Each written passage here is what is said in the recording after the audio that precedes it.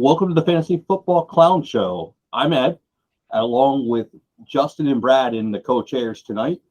Would like you guys to hit the subscribe button and the like button. That really helps us out. And any comments you put there, we'll try to answer all those questions that you guys have following this presentation of Week 4 in review and kicking off Week 5. Week 4 observations, we'll kind of start with that and some of the job changes, some of the injuries that have happened.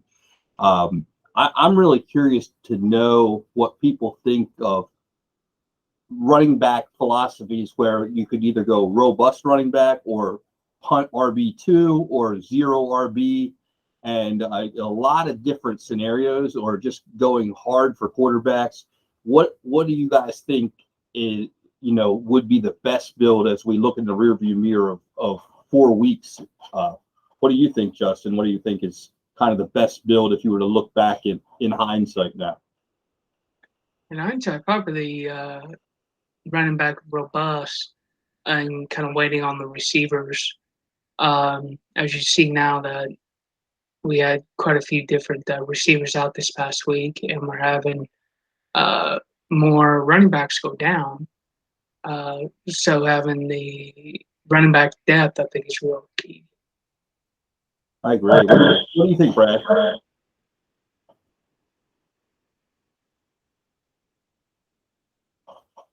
Had some sound technicalities there, but Brad, are you with us? Yeah, and okay. I definitely agree with that. I think you should definitely have quarterback handcuffs as well to kind of keep that. But yeah, I agree with having running back depth. Yeah, and we've seen Taylor. We'll see if he misses any time with a short week.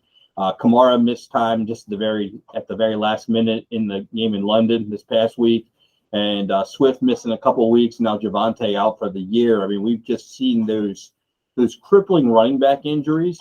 But I think if you drafted a couple of them, you're just like, let's go. Let's put in Penny. Let's put in Miles Sanders. Let's go with James Robinson. Let's put in Gibson. We just have enough.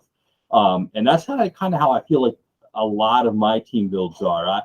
I can just say, you know what, no big deal. I was probably the biggest Javonte apologist on the planet. And when he has a season-ending injury, I just said, well, I gave Dalvin Cook the week off this past week because I just didn't know what he was going to produce. And I'm like, I'm not going to deal with that. I put in a guy like Penny instead, and we see how that works. And now I'll just put Javonte on IR in those dynasty leagues, and I'll just reinsert Dalvin Cook.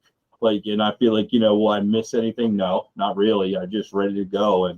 And so I agree. Looking at quarterback injuries, I heard a stat today, and I think when we get to this Sunday, it's anticipated that we'll have 9 different quarterbacks from the starting 32 that we had at the beginning of the year. So here we are going into Week 5. We're going to have 9 starting quarterback changes.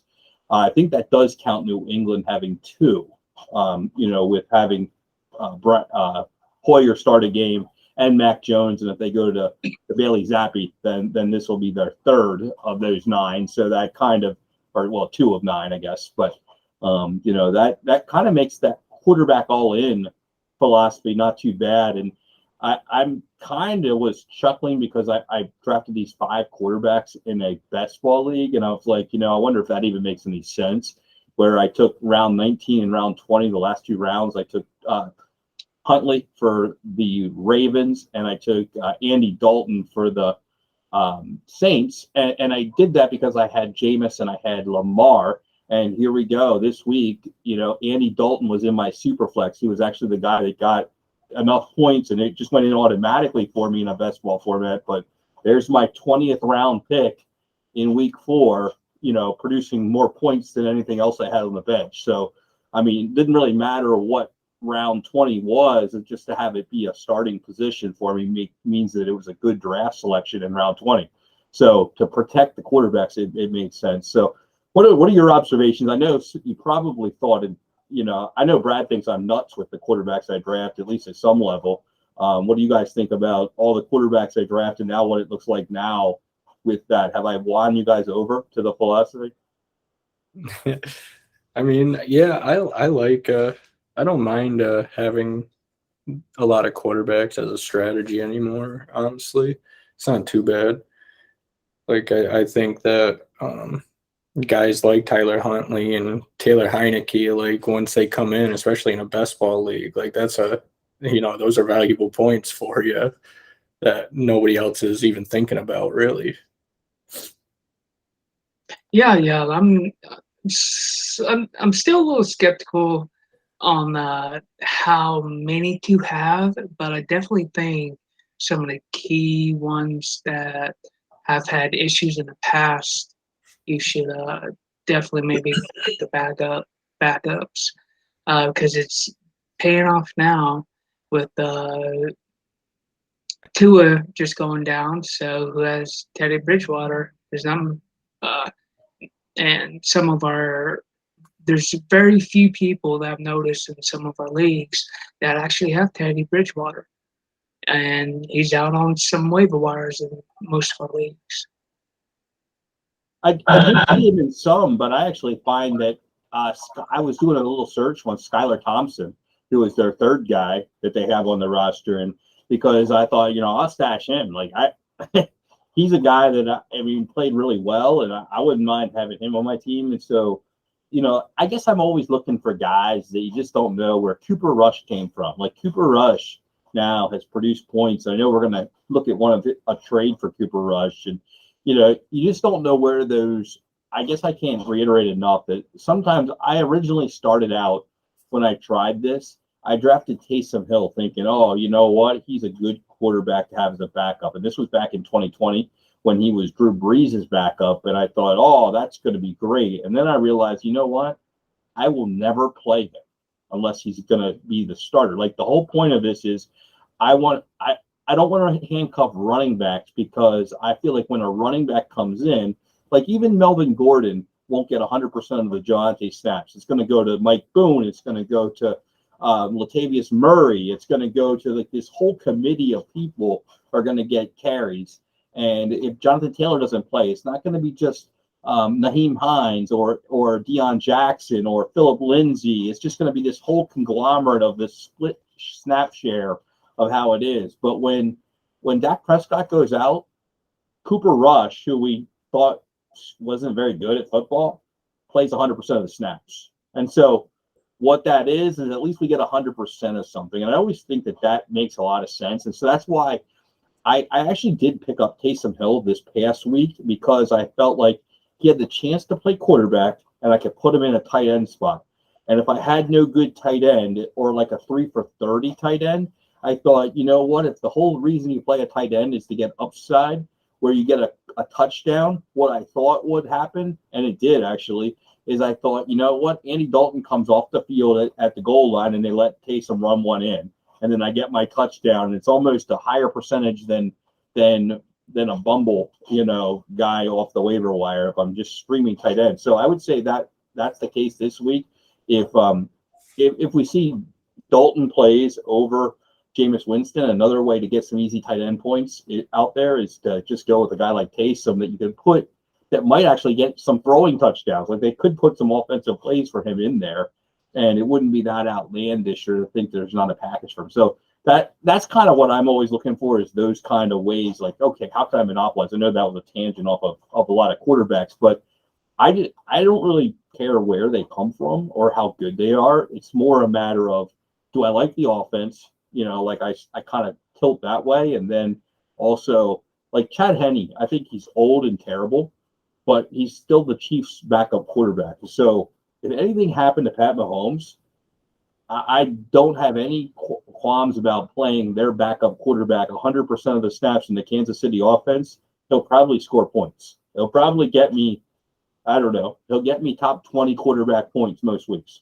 and so and when we have 4 bye week teams, that's like top 24 quarterback points, because other people aren't going to have. And so it's more of a supply and demand issue. And I was talking with you guys right before we came on the air tonight about I have 2 tight ends in this really shallow league.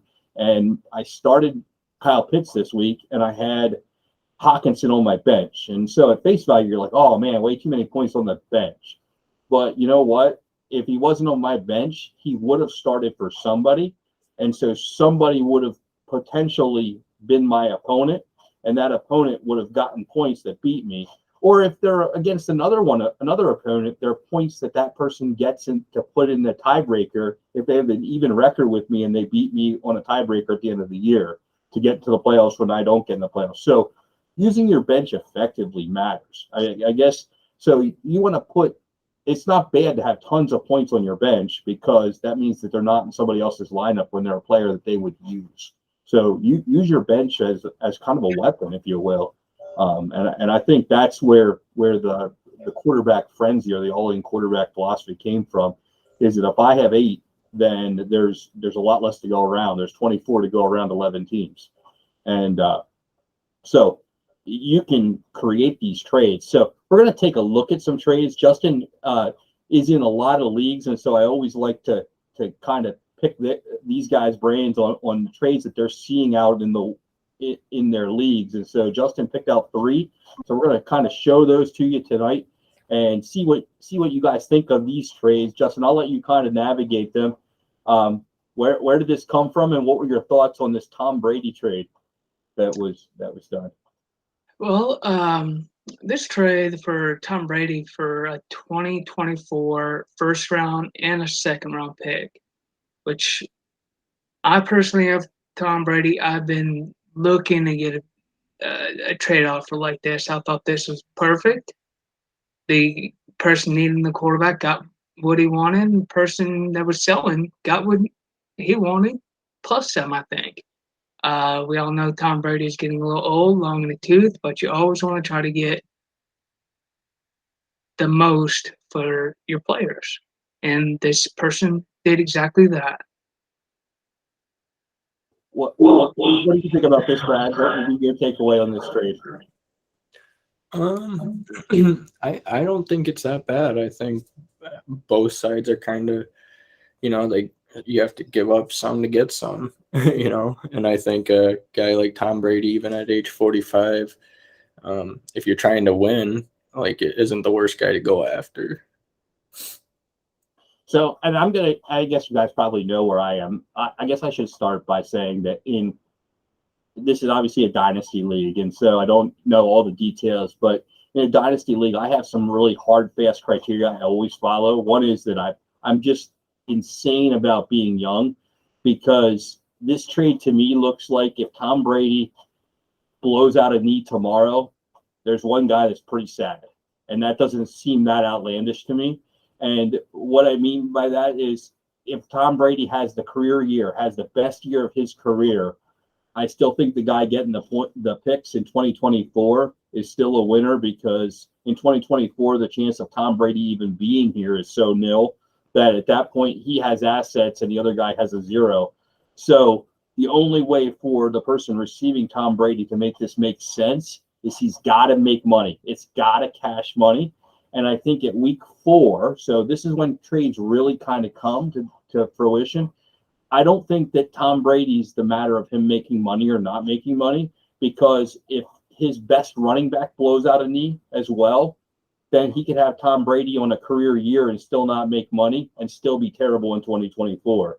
And so I'm always hedging around. And so I feel like that doesn't feel that. So he's basically betting that his whole team will be great forever, the whole year, and he will make money, and knowing, I mean, we saw crazy things happen in 4 weeks. So he's saying in the next 12 weeks, nothing bad will happen to any of his players, and he's definitely going to make money.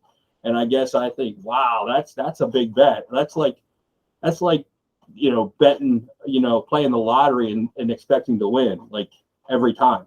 And so I guess that's my takeaway. So I kind of differ from you guys. I couldn't make the trade, but I think that's why, is because I'd be way too skeptical. I think people say, oh, I'm in win now mode. And I'm like, it's week 4. Like I have 4-0 teams, and I don't know if they're a win now. They're probably, they could just as likely be, 4-12, like they could really go in the tank in a freaking hurry.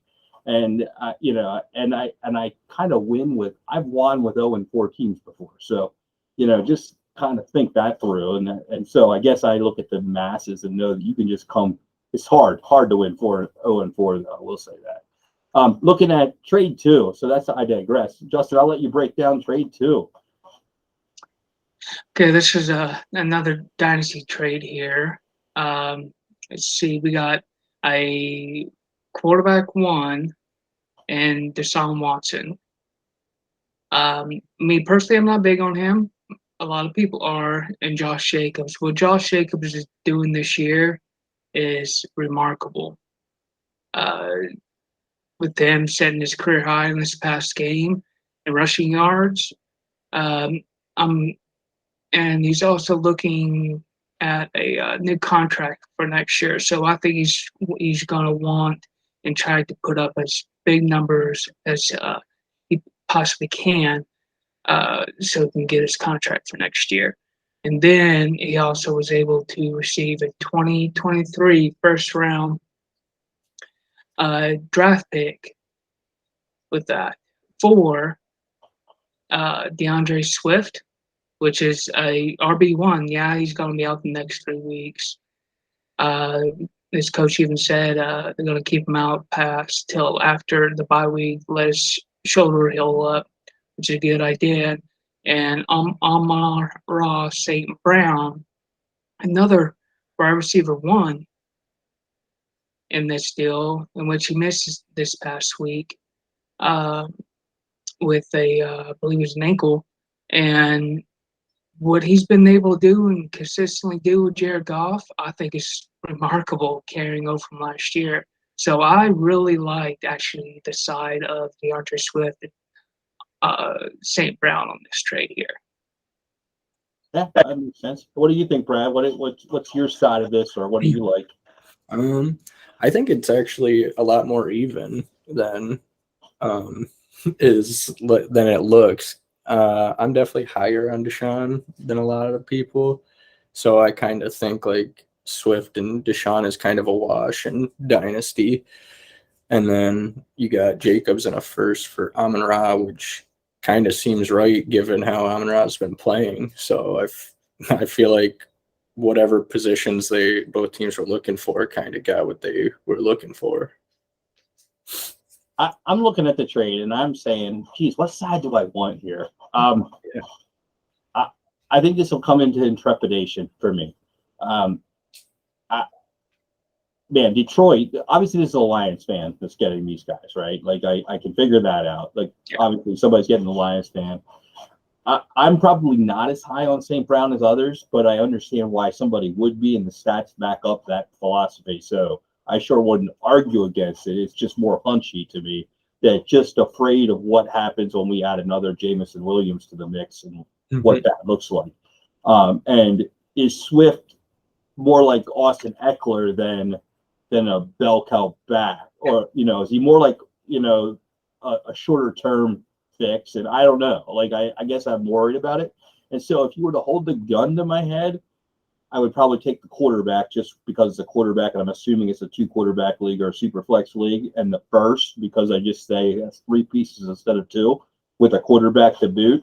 But I don't know. I would also kind of weigh on Justin's side of this ledger on Deshaun Watson to say, let's not forget that it's going to be 2 full years or 700 days since this guy's played NFL football. And people don't typically return very well like that. I mean, we saw him as a top 5 quarterback when he last played, but that was a long time ago. And I don't know if he can stay in game shape. I know that when I stopped playing sports for 2 years, Brad, it's been about more than 2 years now since you played college baseball here with the Brockport shirt on. But how would you throw a baseball today if you were out there throwing a baseball? I mean, it'd probably be rough. I mean, and you're still in shape, but I just think I don't know. Maybe he is. So I guess I could see both sides of that. And Jacobs, in a contract year, they're going to run the wheels off of him, because even if they're not going to bring him back, I think they'll run the wheels off of him. So I'm kind of I think I'd take that side, but man, it's close for me. So I definitely love that trade, Justin, that you picked out because man, it feels like both people are really doing well. Final trade here, Justin. Are you with us still? This is a haul for Rush. And what, another 2-week, 3-week max rental? Yeah. KJ Hamler, Alec Pierce, and a 2023 fourth round. That's just a throw in. It's pretty much a dart throw, which you can get in the fourth round. But two very nice young receivers for a 2 or 3 game rental at quarterback. Nice. What do you think, Brad? I'm guessing the guy that got Rush is in a pretty serious need for a quarterback. So I'm guessing also that Hamler and Pierce weren't very big pieces of his team. So maybe he was okay with giving up young talent for a couple weeks of a quarterback. But I mean, as long as it makes him competitive once Rush is out. I'm not in this league. This looks like it's Elite 8, League 8E, I'm guessing. So just kind of saying, hey, I know where this comes from. And so they start 4 receivers. So giving up 2 feels like pretty good idea there. But if I'm a guy that only has 1 quarterback this week, I probably have to make the move. Like, right? I mean, I guess it probably was done before Sunday's game, and you needed points last Sunday. You probably get points this Sunday. So I guess if you've got to punt 2 receiver, man, it feels like a lot. But if Cooper Rush scores 20 each week and gets you 2 wins, is that worth it? I don't know. I mean, I don't know. You gotta hope that nothing works out on the other side, I guess. I mean, I like Hamler.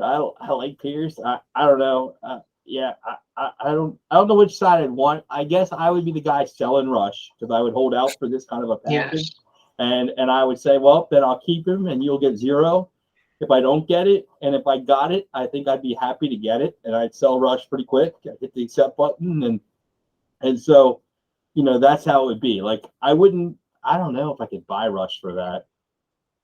I think I'm young enough so I would never have a team with Tom Brady. If I had a team with Tom Brady, I'd have to make this trade, right? You just have to make the trade because you can't wait for next year. Mm-hmm. But I don't have Aaron Rodgers or Tom Brady or or Matt Ryan. So I have 0 shares of any of those guys in Dynasty. So I would never have to make this trade. So I guess I would never make the trade. Yeah, I would also have to mention there with Cooper Rush, he's up for a new contract after the year ends, so he can land somewhere else. He can be someone else's starter, I think. You think so? I think with 4 quarterbacks coming in the draft, I guess I don't know. Maybe. I mean, would you rather have Cooper Rush or Baker Mayfield? Well, I sort of think Baker's at the end of the rope, don't you think? Yes. I think Baker's. You're the Oklahoma guy. Yeah, I'm an OU guy. He went to OU, but he's not looking good. I mean, since he started doing all his commercials the past few years, he's gotten a big head, and he's just the only way he's going to survive is get centered again, and I don't think he will. Well, and I wondered if he's even going to get, he's going to be doing progressive for sure. So, yeah. I digress. So that's some of the trades going around the landscape that we've seen. Now, each week we're going to bring those. Justin's going to bring trades to us that he sees out and about throughout all the leagues that he's a part of. And if Brad or I see some, we'll send them to him. But, he's going to pick out a couple to kind of show and we can break down. So looking at the winners this week, people that beat the Clown. Now, the Clown score this week, or my score this week, was 97.56 in DraftKings. So I definitely had my worst week that I've ever had in DraftKings this year, as I pop out there and just lost my shirt, to be honest. It was just brutal for me on my team. And I went with a build, and I guess I mentioned this. I went with Lamar Jackson and Mark Andrews at tight end, and I think if you didn't play Hawkinson this week, you were probably not a winner. Like I've kind of figured that out. Is that Hawkinson was the chalky guy that you had to have. But people that beat me this week, and there was a whole lot. Brian M 7798 had a 119.36. Jiggles 32 had a 116.56. The Cammer 159.02. D Guz 27 167. GJL Reed 106.76, and Zazula with a 155.16. So lost to all 6 of those guys. Had 7 people go against me, so I did beat one person. So there.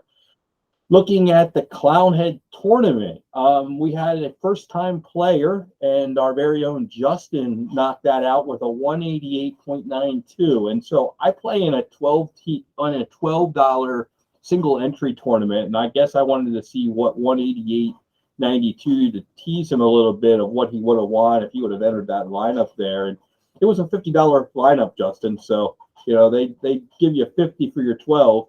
If you would win the whole thing, it took a 230 or something like that, and it would have been 25,000. So Wow.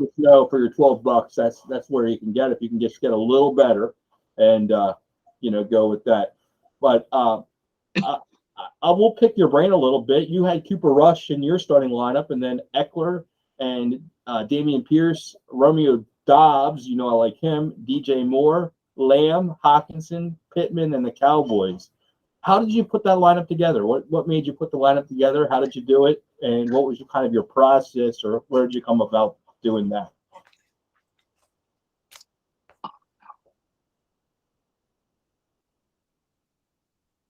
You have a little trouble with sound, Justin.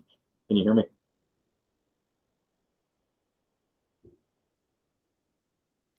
We'll come right back to you, Justin, if we can, and I'll just give you the second place. GJ Reed 137.38, and then third was Brian M 7798 with a 119.36. It looks like we got Justin back. Justin. Yeah, so my thinking was, I think I started with my quarterback here. I was like, who's going to likely have a pretty decent matchup? And I went with Cooper Rush because he's going against the Washington Redskins, and their secondary hasn't been able to stop anyone. So I figured anywhere from 200 to 250 in passing yards, and at least 2 touchdowns, 3 hopefully, but I think he only had 2. Then I went with Eckler and saw that he was going against Houston's run defense, and they were bottom last in the league. So that was an easy go there for me. And then with Damian Pierce, same thing, another bottom run defense. I plugged them in there, and then I actually went all the way down to my defense and plugged in a defense. I kind of switched defenses out a couple different times trying to build this, but I actually ended up settling with the Dallas Cowboys there because they were going against Washington. And then I decided, you know what, I'm going to put Rush and Lamb together. And that was easy, no-brainer for me. And then I actually went down to my tight end spot. And I was actually between Gerald Everett and TJ Hawkinson. And I went with TJ Hawkinson in this build. And another build, I actually went with Jared Everett. And I actually missed out on a lot more money in a different build there. And then I went up to back to my wide receiver and put in DJ Moore and Romeo Dobbs, thinking Dobbs and Rodgers, they were linking up pretty good on the same page here last game, so I plugged them in. DJ Moore, he has to get some time he's going to have that game. I could be wrong, but he's got to have one good game. Well, he's going to have something because he's done 1,100 yards the last 5 years. So exactly, he's won over 1,100 yards. So at some point he's going to play to the bubblegum card, the back of the card. And so you're right. Yeah. And then I had about $7,200 left over, and thinking with the Tennessee secondary, they've been giving up quite a bit of yardage, everyone. So I went with Michael Pittman, the number one wide receiver for Indy, and it panned out to be the wrong choice. But I didn't even need those points to win this, so I was able to win 3150, I think. It was a decent amount, but you were 188. Second place was 137. So you basically beat him by 50. You just went out and just gave him a good old fashioned butt whooping. So I just say, hey, who's going to come get Justin this week? And that's the question: is who's going to come for $10 and come get Justin? And I obviously am giving my money away 4 weeks in a row, so you may as well just take my money. That's cool too. And hey, I'll take it. So yeah, we're just kind of going there. Looking at the Elite 8 top scorers, excited to have a repeat winner this week. But in Division A, we had the Wolf Pack with 302.31 points, and they were the top scorer in Week 1 in this division and Week 4. This week in Division B, Sea Balls with a score of 263.29, a little bit lesser score, but first time on the big slate of being the top scorer. In Division C, Team Potson with the score of 305.31 actually was the top scorer in Week 2 and Week 4. Division D, Bumski's on the board, one of our favorites here in Central Connecticut with his beer garden that he has, or his beer van, and he had a score of 286.27, his first time on the board as the top scorer in Division D. Division E, Extreme Confidence with a 303.33, his first time on the board as a top scorer. We're going to skip over Division F, which obviously is our largest scorer, and then go to Division G. Shippa 19, 306.18 with the first time on the board here in Week 4. Division H, Will 500K with a 289.77 first time on the board with a here in Week 4. And so all of those that we just said, the three of us did not have any of them in our top 2, any of those 7 divisions. We didn't get any of that right in our league. So none of us got any points there. Wow. But Division F and Turkleton, 321.31 was our top scorer in 2 and 4, and all 3 of us had Turkleton to win Division F. So we at least can have a little sense of pride knowing that we got the top scorer this week, and we have that right for that division. But the other 7 were not very good, none of us. I mean, so at the beginning of this whole thing, by Week 4, we've all figured out how we can't even get our top 2 to be the top scorer here this quickly by Week 4. So Brad, you took a look at Turkleton's team, and what are your takeaways from his team, his build? And geez, we all thought he was good, so I guess you can elaborate on that. Yeah, he definitely has a good team, especially for a team that kind of faded quarterback for the most part. He started Matt Ryan and Goff this week, and they both kind of, got the job done for him. Goff went off for 50 fantasy points, so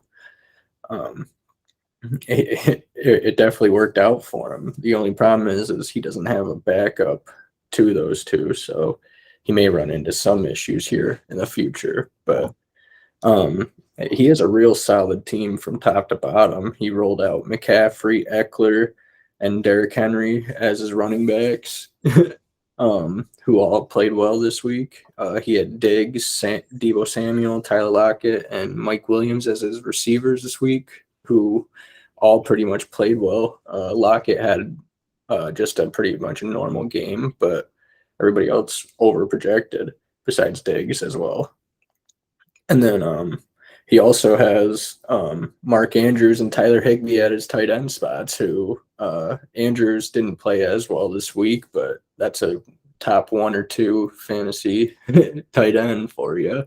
And then Higbee went off this week, so his team his team is real solid, and it was solid enough to be able to sit Dalvin Cook this week with a little bit of an injury. So I could Still definitely come see away why with the we win. both picked him, why we all picked him. But are you surprised, Justin, that he is doing this well? In a way, yes, because he's doesn't have very much depth there at quarterback. But with his overall build of his whole team, he's doing pretty good. I think he's uh, doing what we all thought he would do, and he's winning right now. So it's good. Well, and as you say, he's off to a 4-0 start. So I mean, realistically, he's 4-0, and yeah, week 6 is going to be a problem when Goff is on a bye. He does have Taylor Heineke, so if Carson Wentz gets hurt this week, then he'll be okay next week with week 6 for his bye week, and then he goes the whole way to Matt Ryan's bye week of week 14 till the next one. But yeah, with nothing else, like I was looking and he doesn't even have a full roster. So he's trotting out there, doesn't have a full taxi, doesn't have a full roster, has no quarterbacks on the IR, and he's just going to roll with these 3, Taylor Heineke being the 3rd, and see what happens. So I think it'll be interesting to see. This might be the last time we see him in this spot for a while, would be my guess. All kind of the stars align with this team, because this feels like the same team that you put in there and won the money with Austin Eckler. No, I'm kind of kidding, but that you won money with Justin. But yeah, I think he'll be solid enough. You don't need to win every game. You don't need to go 14-0. So we'll see what happens, and if he can escape the quarterback bug injury, then I think he'll be okay. Looking at Clownheads 1 through 5, Clownheads 1, I won you Diggs 261.83, first time at the top spot here in week 4. He's got a 4-0 record overall, so off to a good start. Clownheads 2, Clownheads 3, Clownheads 4. We've got Jack Powers as the top team in all 3 of them. 287.07 with a 3-1 record, first time in week 4. In Clownheads 3, 272.20, weeks 1 and 4 with a 4-0 record. And Clownheads 4, our top scorer out of all the Clownheads, 296.75, first time as the top scorer in Clownhead 4 with a 3-1 record. And then Kerwin 17, 288.83 in Clownheads 5, second time as the top scorer, weeks 2 and 4, and a 3-1 record, hitting that top spot. But Jack Powers coming through in 3 leagues, having the top score. I mean, that's pretty amazing, honestly, to be able to pop out a great score, as competitive as I feel like these leagues are. That's a real challenge and really, really awesome. Brad, what do you think of his team? Give us some highlights of what his team looks like. And yeah, the one that won overall, honestly, I feel like just kind of lined up right for him this week. I don't think it's the strongest team out there. He went with Pat Mahomes and Matt Ryan this week, and both of them kind of did the job for him. And then he had Eckler and Aaron Jones as his running backs. So Eckler obviously went off this week, and Aaron Jones had a mild game. His receivers were Mike Evans, Amari Cooper, Juju, and Tyler Lockett, which honestly were nothing to scoff at. They weren't world beaters this week, but Mike Evans got the job done for him. And then his tight ends, Ertz and Freiermuth, were a huge boost for him, both playing really well. And then he was able to plug in Jamal Williams for the Swift injury this week, and he played well as well. So I think it kind of more landed right for him in this league. Well, and I see Eckler as a common denominator on all these teams, plus Justin's team as well that he had there. Seems like Eckler is the common denominator, if you will, of the win. And Matt Ryan on both of these 2 teams, must have he's on both teams. I noticed that he's also kind of low on quarterbacks here, but he does have Deshaun Watson down there ready to take care of Matt Ryan's bye in week 14, that's probably pretty logical that'll be okay. If he can get through Pat Mahomes' week 10 bye, which will be kind of problematic, probably take an L there, but I think he'll be off and running if he can keep the health here. This team might be pretty good. Of course, Brad, you picked yourself to win this division, so I saw that you did beat me. So Brad beat me in the league this week. I beat him in the league this week, but in this particular league, I saw that Brad had like 150. So he kind of went half the score of Jack Powers, and he told us last week I think he was the number one team. So this is kind of a bring back kind of thing. Clownheads redraft number 1. We have Heifer 808 with a 298.61, second time leading the charge. Weeks 2 and 4 with a 2-2 record, and then proud to say Clownheads redraft number 2. I was actually the champ here with a 263.42. So notice I didn't get a lot of points. I just had enough points, but so this is my first time being the leader of the pack, but I do have a record in both of these leagues, Clownhead redraft leagues. That's 4-0 in both leagues. So I sit in the not in the top spot, but with a 4-0 undefeated record in the 2 redraft leagues of the Clownhead. So we only have 2. So I'm yet to be beaten. However, you will notice that my team, Brad, I don't know, Brad, did you look at my team here or did you not look at my team? I didn't. Yeah, you did. So my team here in Clownheads 2, you'll notice only has 1 quarterback this week. So, and we start 2. So I didn't really take my own normal philosophy because I have quarterbacks that are hurt, and so I'm probably going to pay the price of not having enough quarterbacks. So, that might be something to even, put out there that, even I that draft quarterbacks all the time don't have anything. I have Jared Goff as my only quarterback. My backup, I have Brian Hoyer who won't play. I have Tua and Mac Jones. So as you know, Tua and Mac Jones are zeros. So, I'm really without a quarterback in this league, and that's what happens. So undefeated is going to go to defeated in a week just because I don't have a position to fill, and that's what really happens. And I think you'll see that's going to happen as we go in the Elite 8 and in the Clownheads 1 through 5 as the bye weeks begin here after week 6. I think we're going to see some real separation, real points, change hands, if you will.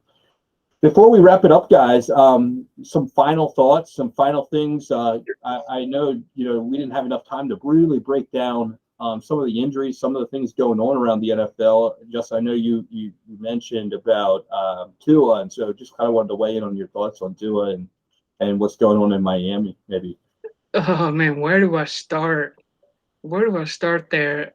The 5-minute version. The 5-minute version. Okay, the 5-minute. Okay, so I think the total mishandling of Tua's first concussion is the biggest point I want to make here that really got underneath my skin. I personally did not see his first concussion. I thought he was okay, ready to play. But when I saw him hit the ground Thursday night and his body contort like it did, I knew something was wrong. And then so I went back while they were trying to get him off the field. I went back and I watched the first game on how he hit his head and got up while stumbling around. Come to find out, after they started their investigation, the first doctor in week 3 that did his evaluation on this concussion missed at least 2 key points to confirm he had a concussion, and he was fired. I think there will be more people fired in the coming, I say, week to week and a half after this investigation is over.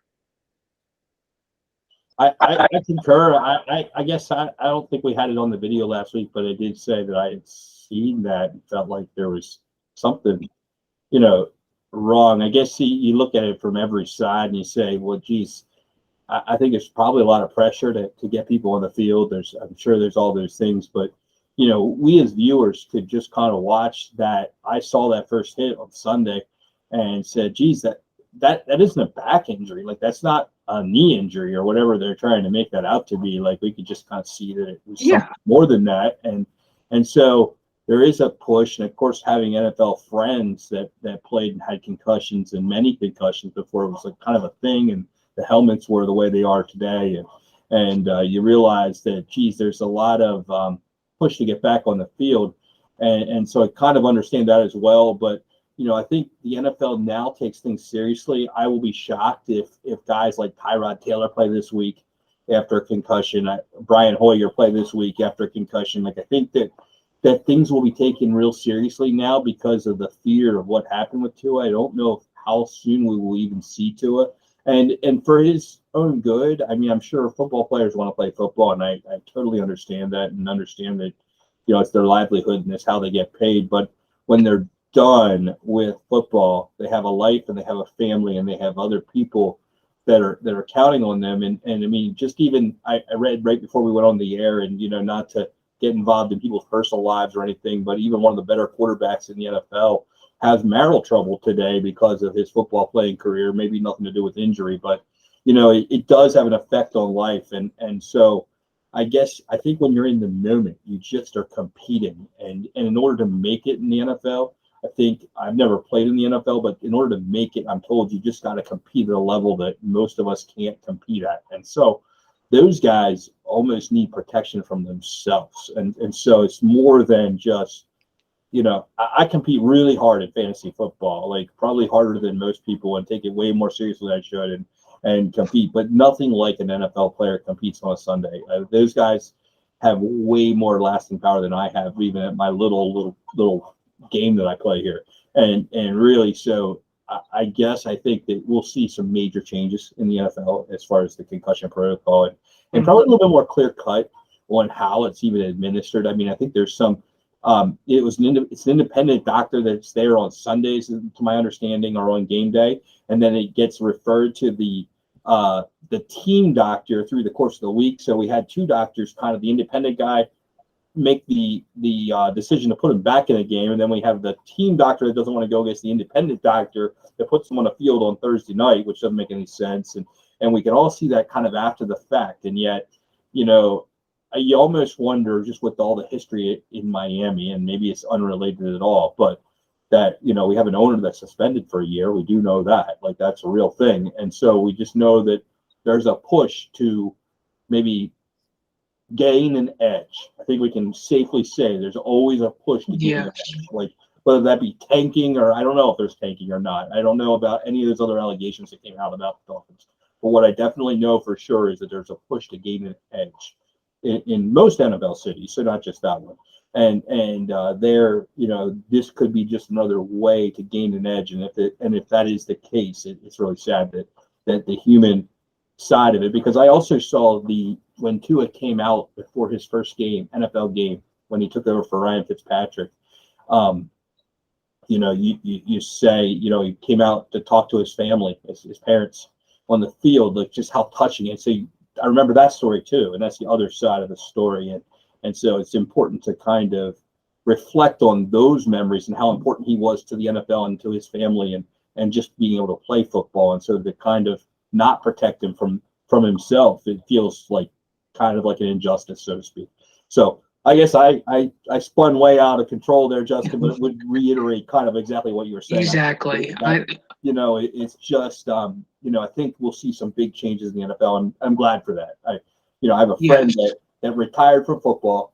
He was a fullback for the Pittsburgh Steelers, Super Bowl champion Pittsburgh Steelers, and the Arizona Cardinals, and many concussions, and it's affecting his life as a mid-40s person today. And so you don't realize it when you're playing. But I think he said he had 11 concussions through his NFL career. So that were diagnosed that we know about. And so how many did we not know about? And that's what it is. And many, many others. So several of our high school football teammates are no longer with us, and so had concussions, and now life has ended for them in their 40s.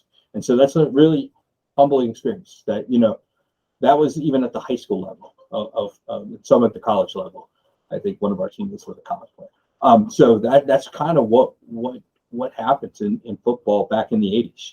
And so, that's just something to kind of reflect upon, I think, as well, and be realistic, reminiscent of. So I digress and don't want to end on that note, but definitely want to look forward to week 5, our last week of non-bye week football, and just kind of an update on the quarterback spreadsheet. Just we're getting to a point where we got Zach Wilson to return, so that was 1, and Brian Hoyer's number 2 of backup quarterbacks that we didn't expect to start, and then Cooper Rush for 3, and Andy Dalton for 4, and Jimmy G for 5, and then I'm counting Jacoby Brissett because Deshaun Watson's there for 6, and then so if we do not have Tua this week, then we'll get to 7, and I think that's been definitely announced, and then Kenny Pickett for 8. So we're definitely at 8 this week before we hear about any other nagging injuries. We know there's a situation going on in New York. We know there's a situation going on in Denver, and we know there's a situation going on for the LA Rams. So all 3 of those quarterbacks are going to show up on an injury report after this video hits the scene. And so just know that we don't know what their future is here several days before kickoff on Sunday or Thursday night in Russ Wilson's case. But that we're at a point where we have a Thursday night game, we have a game in London, and then we have Matt Stafford that just didn't look like Matt Stafford, and so they're thinking that maybe that's a shoulder injury.